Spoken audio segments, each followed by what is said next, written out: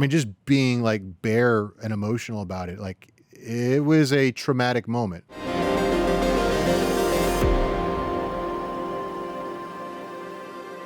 What was that like for you?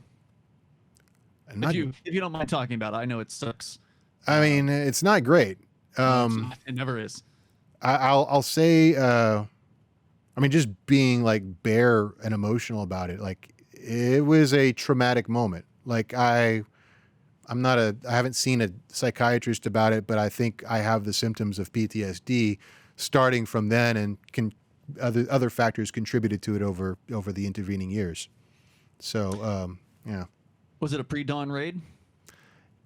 Was set up but pre-dawn. Actually, so the interesting breakdown of that day was they picked up, because it was one of the client in question was a cash by mail client. I don't have a ton of those, but I had 2 or 3, and she was one of them. And they had delivered a package, or they had intercepted a package that she had sent, and had put a ream of printer paper instead of cash.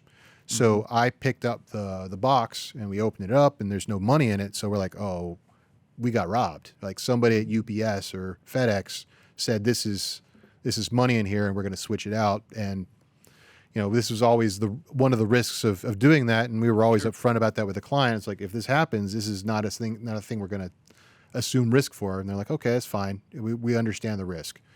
And so, but it was the FBI that intercepted the money and replaced it. That is correct. And so I had other places to be.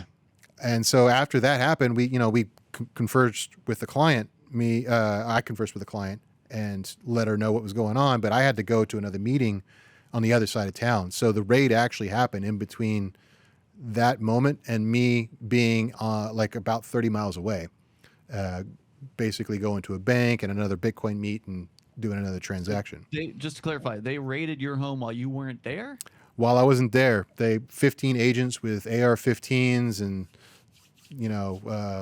flak jackets on and all that mess. Was your family there? My family was there, my 2 kids, my 3 dogs, lucky they came out of it alive, the dogs, because we all know what they like to do with pets a lot of times. And one of them is a fairly big, bull mastiff, so prime candidate. Did they not realize that you weren't there? Because that's a pretty major screw up on their part. Like, they do a lot of recon on people before they raid their properties. So they couldn't get the warrant until I opened the box. So they took the evidence of me opening that box directly to a judge to get a warrant. I have a timeline of this whole thing broken down, like minute to minute.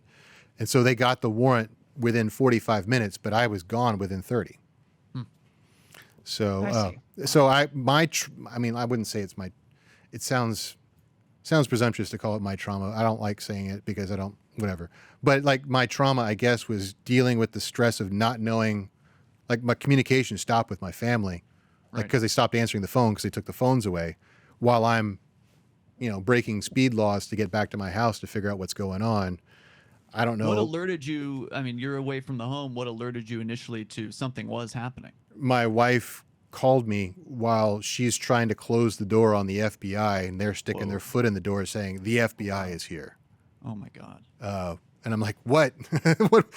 What advice do I give you in the 30 seconds that you have to listen? So I gave her like a couple words, and that was, yeah. Is this level? It doesn't matter. Hey, I was acting. Yeah. Hey, thanks for watching.